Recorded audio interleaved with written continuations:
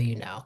But I am going to go ahead and get started. Everyone, welcome to the Coach's Kitchen, where real conversations lead to real transformation. I'm your host, Leslie Nicole. And tonight's conversation is for anyone who has ever had life completely interrupt the plan. Maybe you experienced a career shift you didn't see coming, a relationship changed, maybe you lost something, someone, or even a version of yourself. And suddenly, the life you imagined no longer looks the same. We hear people say all the time, just bounce back. But what if bouncing back is not the goal? Tonight, we're talking with Andrea Gash about what it really means to move forward after life's unexpected turns with someone who has written a powerful new book called Don't Bounce Back, Rebuild Forward. Um, Andrea, it's so great to have you. You are like a jack of all trades. You're an author, consultant, someone deeply familiar with life's unexpected, what you call script breaks, and we'll get into that in a few.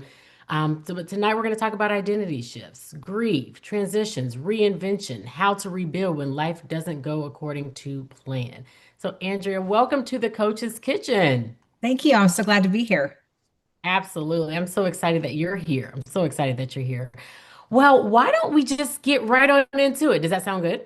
Great. Fantastic. So, what inspired you to write Don't Bounce Back, Rebuild Forward? Was there a defining moment that you made that made you say, this book needs to exist? Yeah, I had been through a lot of loss, a lot of just tough situations. And I was talking to my mentor, Caroline Dowd Higgins, who has Mhm. just been instrumental in my career. And I told her, I said, I'd like to write a book about what's happened, but I don't know if people want to hear a sob story. And she said, people want to hear how you've gotten through everything. Yeah. And that really just stuck with me. And I started thinking about sort of the steps that I took and the process. And that's how I sort of created the momentum method. And then the book was sort of born. Mm, mm.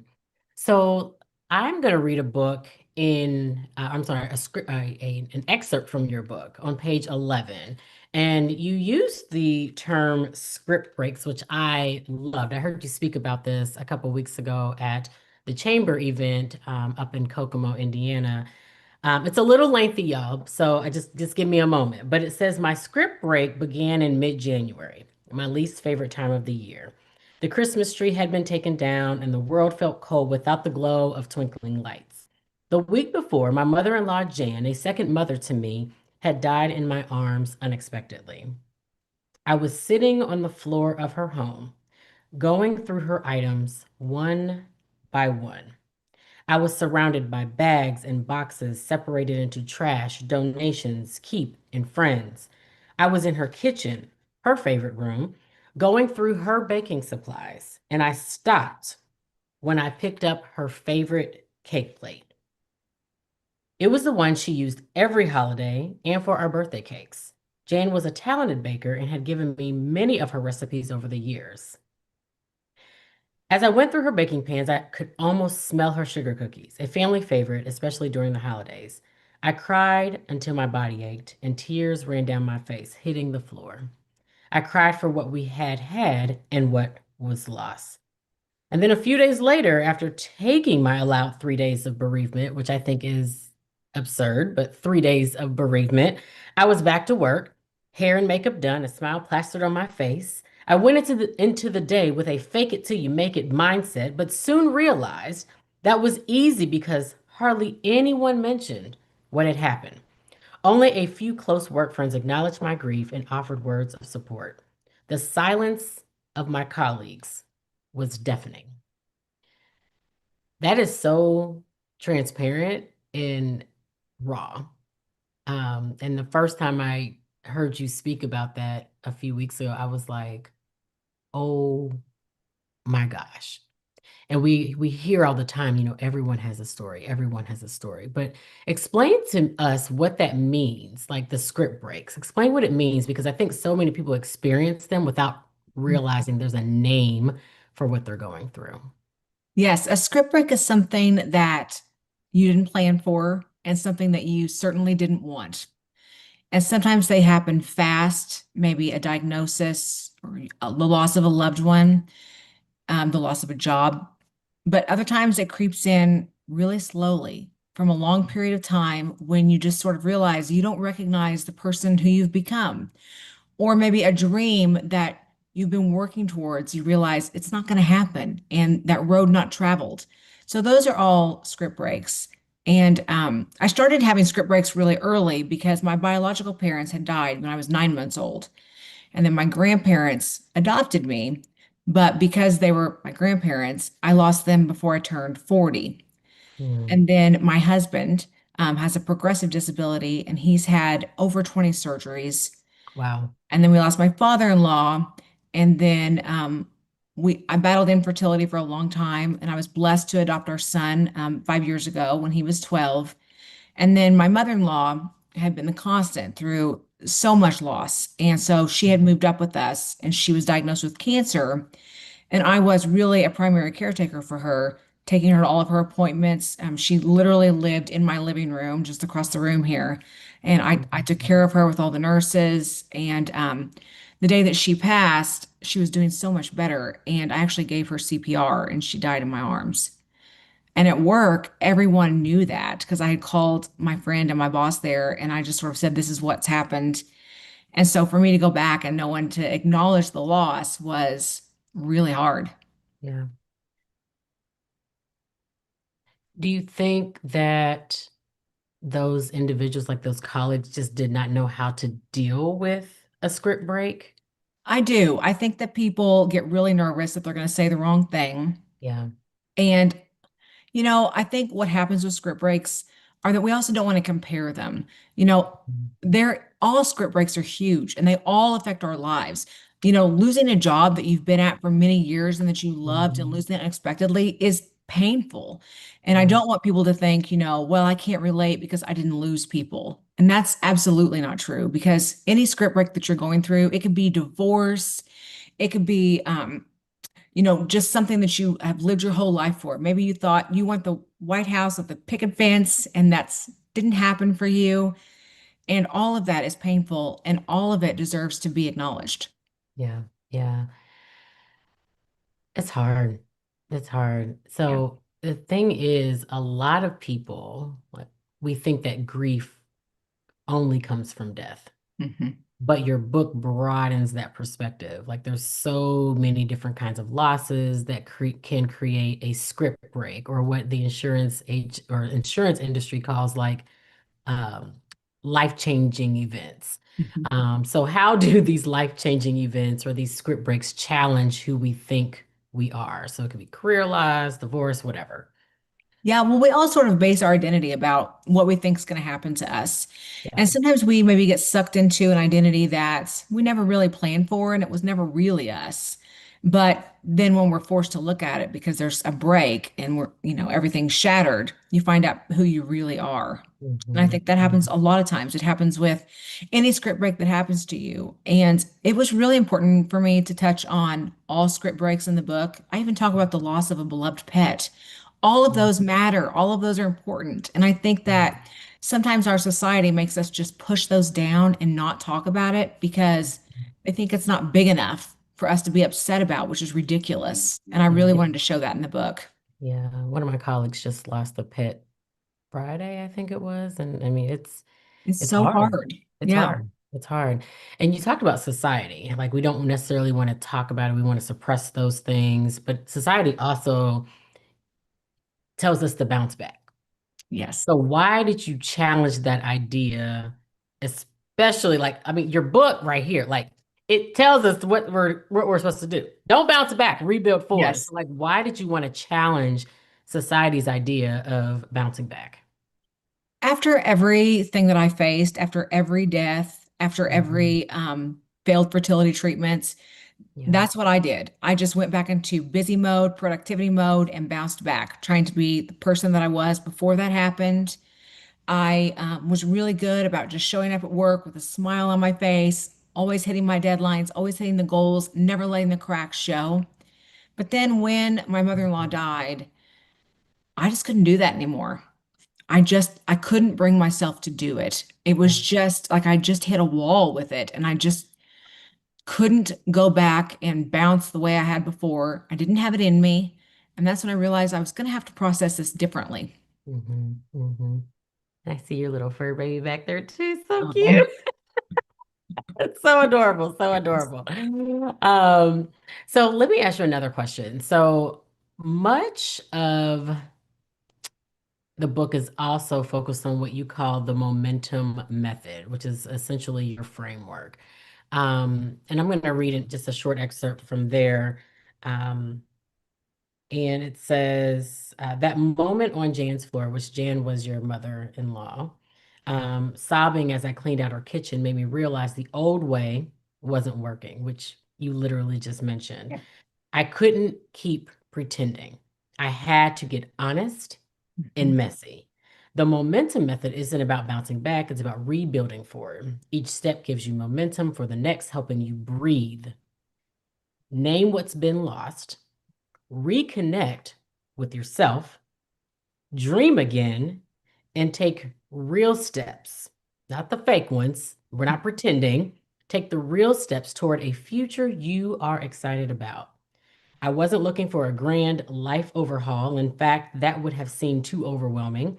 But small, practical steps stacked gently gave me momentum to take the next one. So, why don't you just walk us through the momentum method? How does this affect our identity as we go through these life-changing events or script breaks? Yeah, I'd love to. The momentum method also, I just want to say it wasn't created in a conference room. There's no psychiatrists or doctors or psychologists Mhm. or professors. It was really just me and my friends. And I share a lot of stories in the book about friends and colleagues and Mhm. how they got through different script breaks. And so it's not a linear path. And Mhm. you can, go forward 3 steps and then decide you need to go back to step one, and that's perfectly okay. Maybe you just want to jump into step three. And so that all works. It's really meant to meet you where you are. And so I think that's really important as we go through it because I'll name them 1 through 5, but they don't have to be done in that order. Right, right, right. The first step is to hit reset, which Mhm. literally means to stop yourself and feel how you're feeling, which is really Mm. hard to do in this day and age because we're all so busy and we Mhm. don't carve out time for ourselves, especially women. Yep. And we just keep pushing forward and thinking, oh, I'll take care of that later. I'll take care of that later. And so it's about just stopping and allowing yourself to think, well, how do I feel about this? How am I actually feeling? How am I coping? Mhm. And for me, I try to lie down in the afternoon for 10 minutes on my bed. It's a form of meditation. I don't have the podcast on. I don't get under the covers. I don't listen to Mhm. music. I just lay there and I think. And it's been really important for me because it's actually the first time in my life that I've heard myself, that I've been Mm. quiet enough to hear myself. And I think that's a really important first step to really evaluate where you are with whatever has happened to you, because Mhm. we got to drown out all that noise so we can see how we're feeling. Yeah. And then that leads us into step two, which is call it what it is. And that's an important step because we're all conditioned to find the silver lining. So Mhm. if someone says they're going through a divorce, people want to talk about new beginnings. If someone loses a job and they're talking about how awful it is, people want to talk about new opportunities that will be available. And we just sort of do that without even realizing it. And when we're doing that for other people, we're absolutely doing it for ourselves. And sometimes you just have to be able to say that it's not fair. It shouldn't have Mhm. happened. It's not Mhm. right. You weren't prepared for Mhm. it. And it's hard. And, just be honest about it. And if you need to shut your door and cuss and stomp and all of that, then do it. We don't allow Mhm. ourselves to call it like it is and actually be honest. And I think Mhm. just being honest, and it doesn't have to be in front of anyone, just to yourself in the car, is a really, really important step that we're all just sort of conditioned not to do.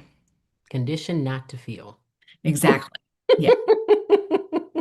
And then the next one is to get back to you, which Yeah. is really about thinking about your values and priorities. Yeah. Because before your script break, you had a certain set of values and priorities, and then they are going to dramatically shift after whatever you faced.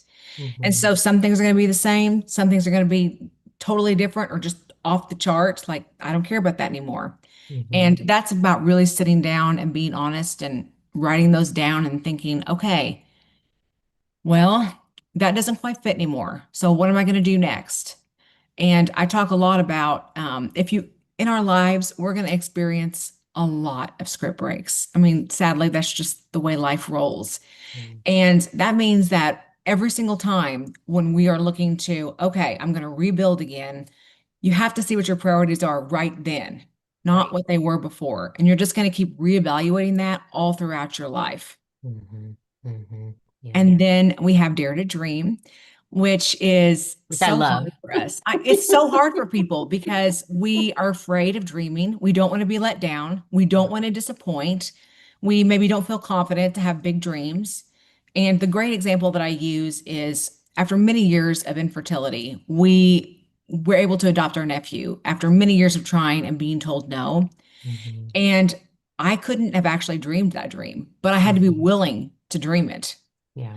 So it's about really opening yourself up and thinking, okay, what do I want to work towards? What is my big dream?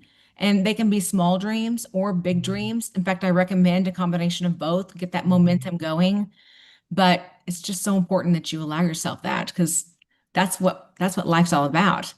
And it's so interesting. I mean, I love that one in particularly because I feel like as kids, we dream like the Yes. sky's the limit. Yep. But then something happened.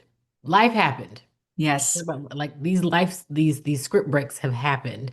And it like totally changes our mindset about what we can and cannot accomplish. So we stop dreaming.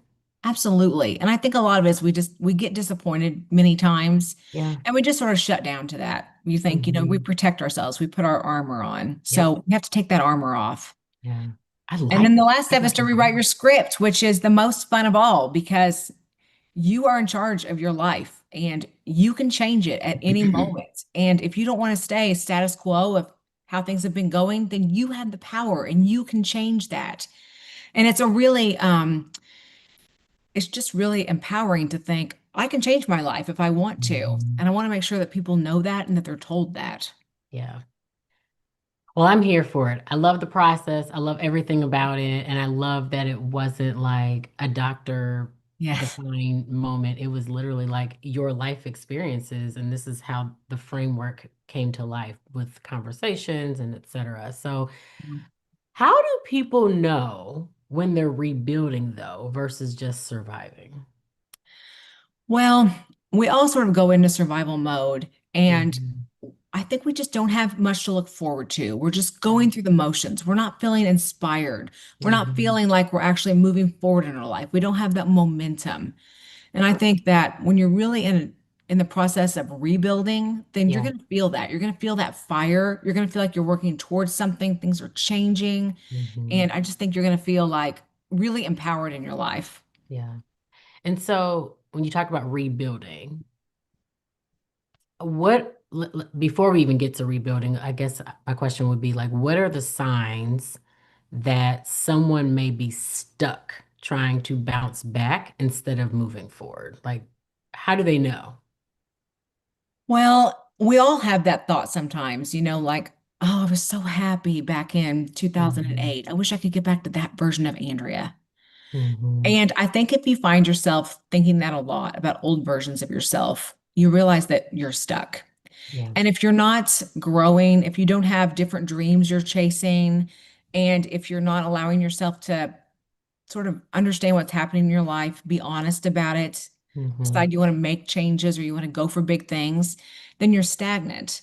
And Hmm. being stuck, especially after a script break and trying to go back to who you were before, which is a lot of what society tells us, Hmm. is exhausting and it's draining. And it just does you such a disservice because you're never going to be that person again. You are Hmm. changed after a script break, and that's Yeah. okay. You need to be. And Hmm. really it's just really sad that society keeps sort of pushing that at us that we need to bounce back. Yeah. Yeah.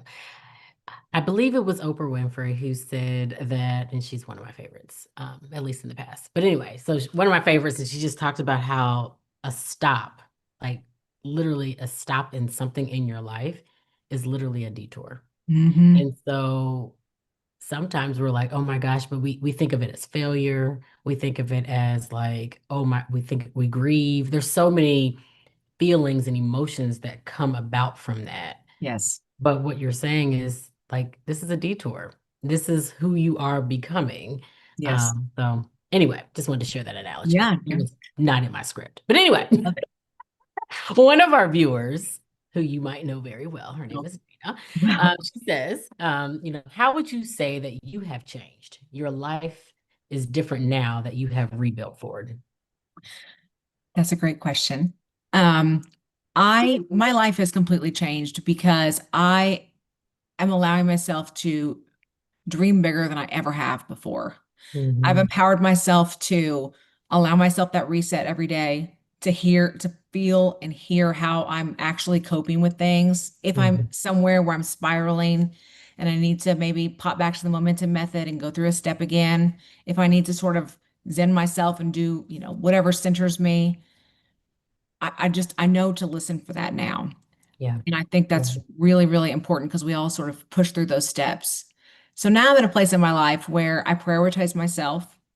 And I know that I'm going to be changing all the time. Every time that something happens, good or bad, I'm going to be changing and my values are going to shift. And I'm just really excited to roll with that and keep moving. That's awesome. Awesome. Thank you for sharing at least a little bit into your personal life. So we talked about rebuilding. You just talked about rebuilding. And I myself had to rebuild after leaving what was a dream job for me. But now I can't even imagine myself going back. Like, and honestly, had the circumstances not happened, like had I not been burned out, I probably would still be there. Yeah. But I also would not be doing what I'm doing now, like coaching other women and having a podcast and talking with you today. It just would never have happened. Um, where does someone begin though? They realize they're in the middle of this. I was in the middle of it. You've been in the middle of it. I'm sure many people have been in the middle of it. They're overwhelmed, they're grieving, they're confused. Where do they even begin? Well, one thing that I talked about specifically about the rewriting your script, which I think is really pertinent here, is understanding what your default script is. And Ooh. I talk about in the book because my grandparents adopted me and they were older, Hmm. and my biological parents had died in a motorcycle accident when I was 9 months old. So they had already been through far too much trauma. Hmm. I did not want to be a burden to them. So Hmm. my childhood script was the achiever, the one who never got in trouble, the one who never argued, trying to be that perfect child. Yeah. And that I carried all the way into adulthood. And I tried so hard to live by that. And of course, it's impossible. And one of the stories I share is when we adopted our son, I just carried that script right on into motherhood. And because he, from adoption, had known trauma and he had seen some domestic violence and things in his life that were just not fair and he shouldn't have seen, he Right. had a completely different script. And so our scripts started completely colliding.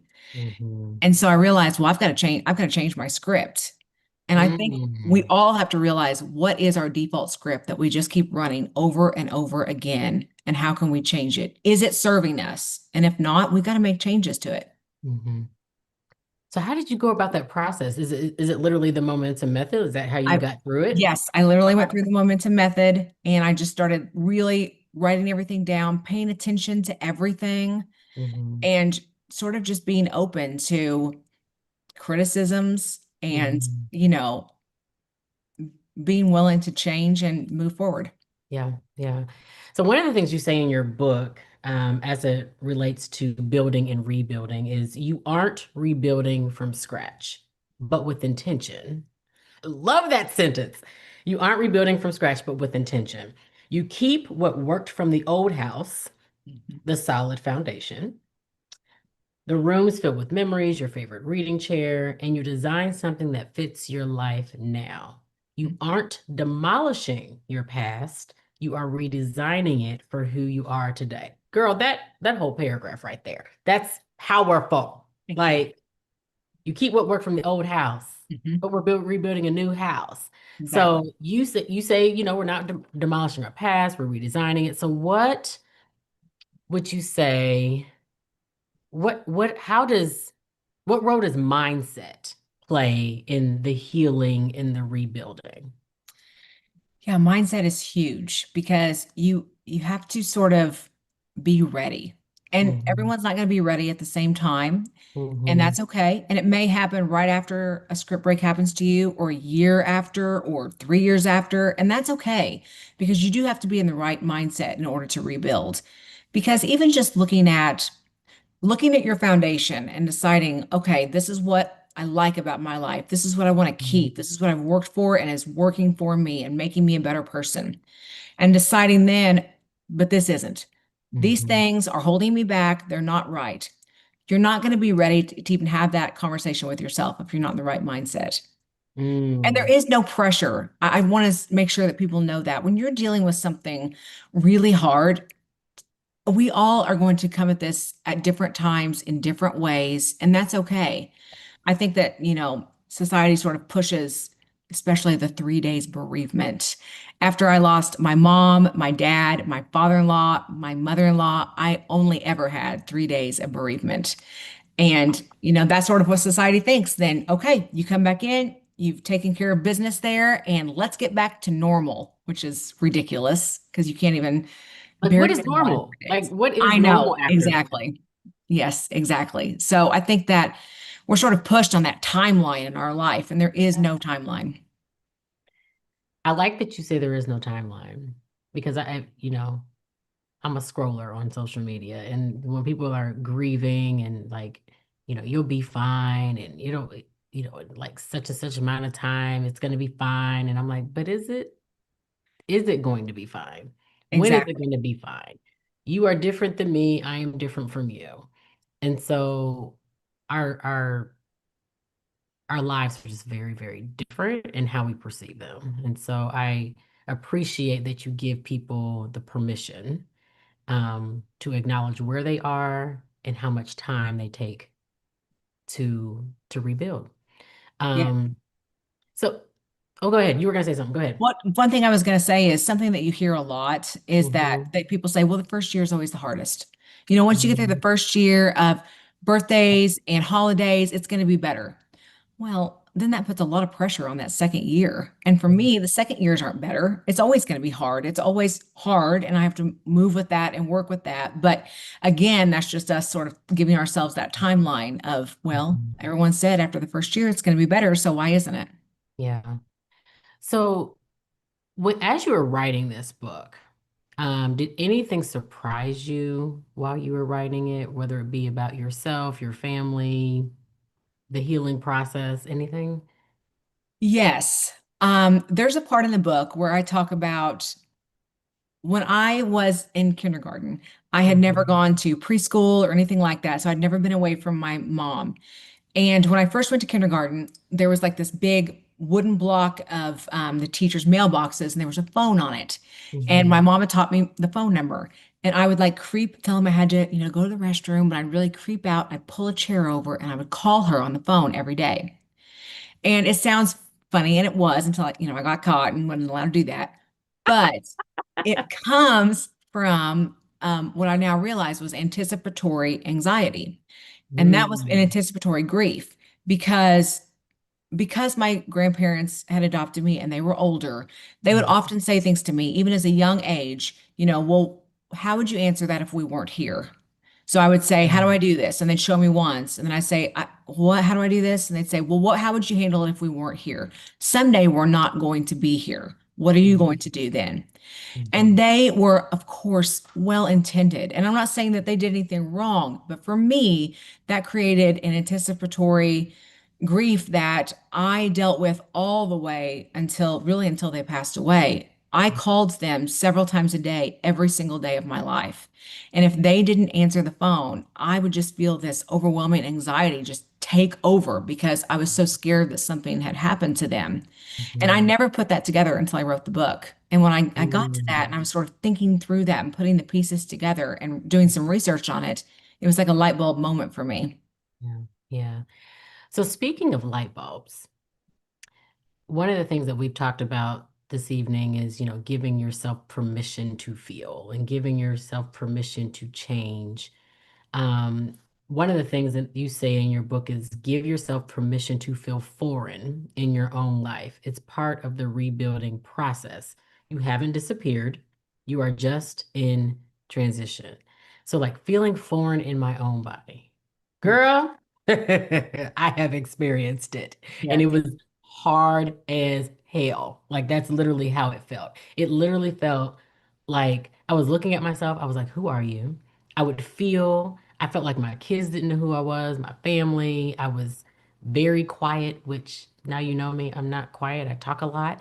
But when life changes everything, how do we discern whether we're meant to bounce back or rebuild into someone different? Like, are we supposed to stay there?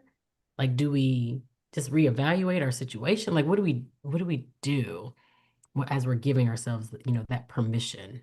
Yeah. Well, I think we have to just say right off the bat that you're not going to be the person that you were before. So let's take the pressure off of getting back to that person. That person is gone, and that's okay. And there's so many good things from that person that you're going to be able to keep and move forward.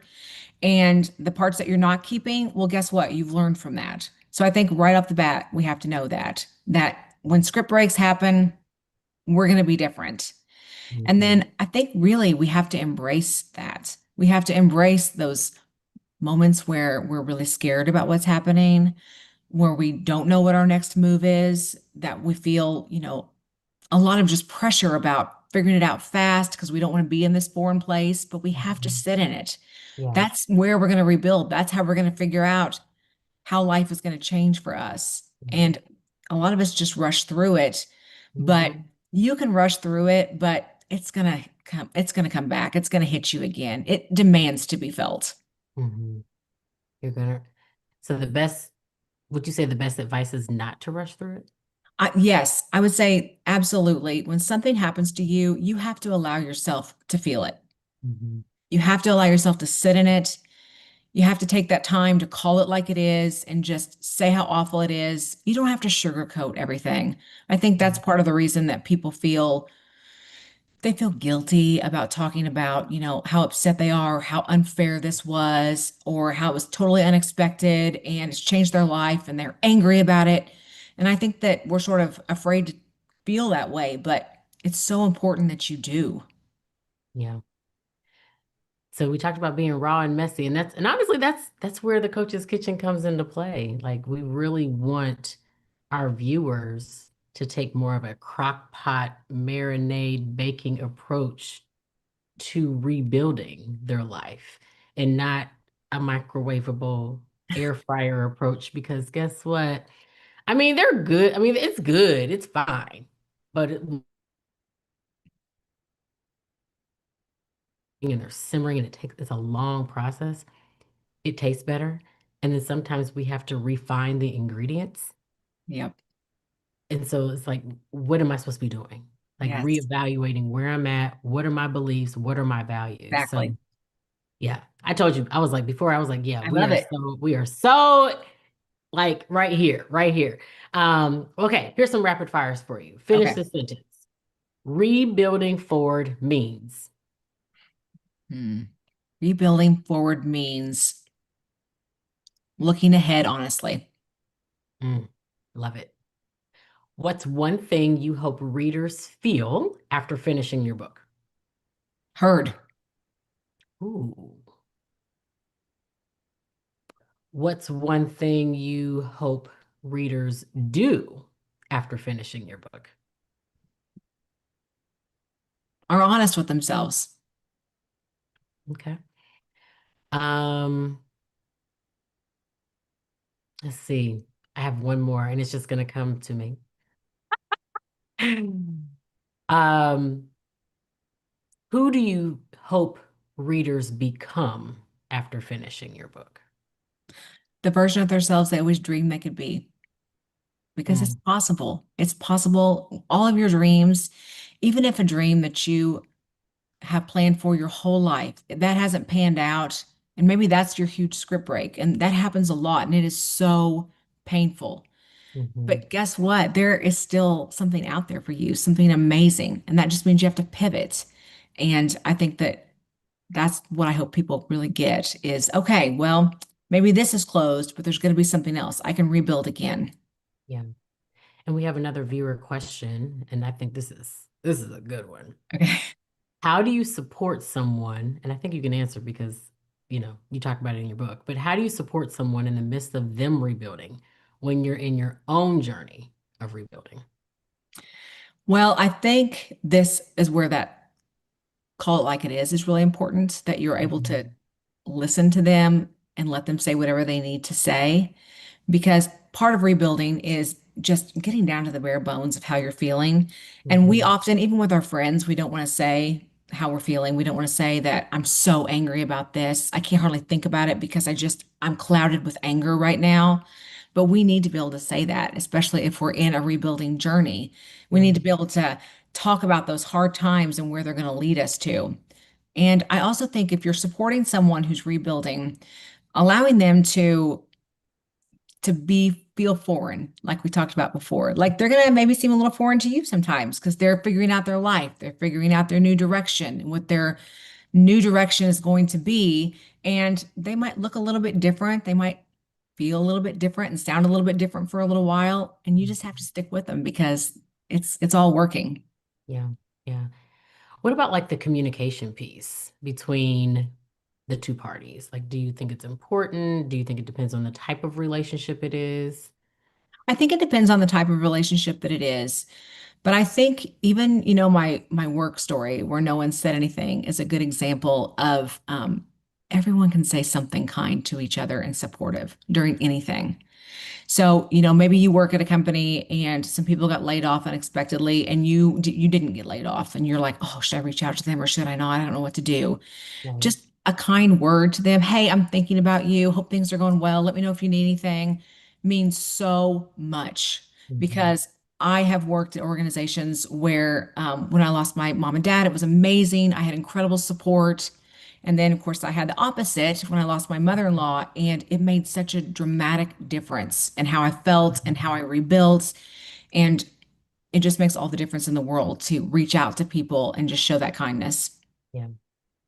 I think it's powerful. I mean, because me, for one, when people are grieving, there are many times I'm like, I have no idea what to say. I I know. really, I have no idea what to say. And I'm talking about specifically with death. Yep. Um, and many times I'll just be like, hey, just think about you today. Like, because Exactly. I don't know, Yes. I literally have no idea what to say. So I appreciate you just bringing that to light, that a lot of times what we say is not necessarily going to change the situation, number one, Yes. but saying I know how you feel, that's another one that I struggle with. Absolutely. Yes, definitely. I struggle with that one. I struggle with that one. So why don't you tell us about like your services? How can people find you? How can people find your book online? And what services are you providing for women or people who want to rebuild forward? Yeah, my website is AndreaGash.com. And the book is available anywhere that books are sold, that you can get on Amazon. But the audiobook just came out on Friday. And so that's available through Audible. I read the audiobook. It was a really vulnerable process to read all of these words out loud. It was one thing to write them, but to just read it all was really different. So I'm excited to see how people react to that.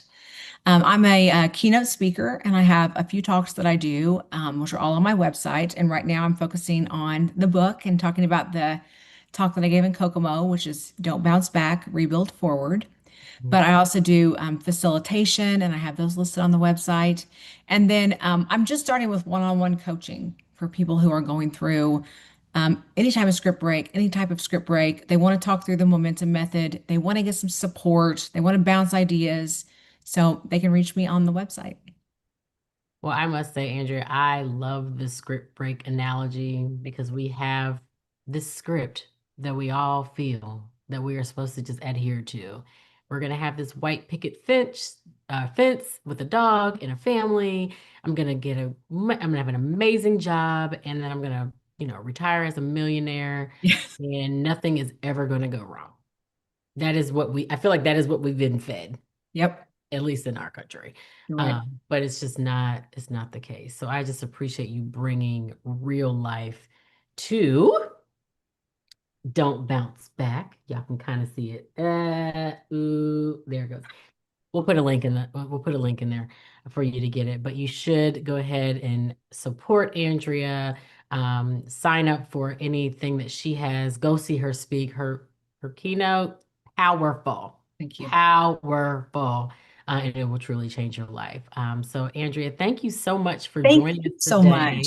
Yeah. Absolutely. Is there anything else you wanted to share? Any parting words before we sign off? Just thank you to everyone who supported the book. If you read the book and it resonates with you in any way, I would love to hear from you. So please drop me a note. That makes it all worthwhile. So I love that. Awesome. Well, as you know, everyone, sometimes life doesn't go as planned, but that doesn't mean your story is over. Sometimes the loss, the transition, the heartbreak, the burnout, the unexpected change, it's not the end, it's the invitation to rebuild. So if tonight's conversation resonated with you, I want to encourage you to check out Andrea's new book, Don't Bounce Back, Rebuild Forward, available now on Amazon. I also saw it on Barnes and Noble and Yeah. on Audible. Oh my gosh. But thank you so much for joining us in the Coach's Kitchen and reminding us that even after life's script breaks, there is still purpose, possibility, and power in moving forward. So, and to everyone listening, don't just survive the transition, give yourself permission to rebuild forward. Until next time, take care of yourselves and each other, and we'll see you in the Coach's Kitchen. See you later.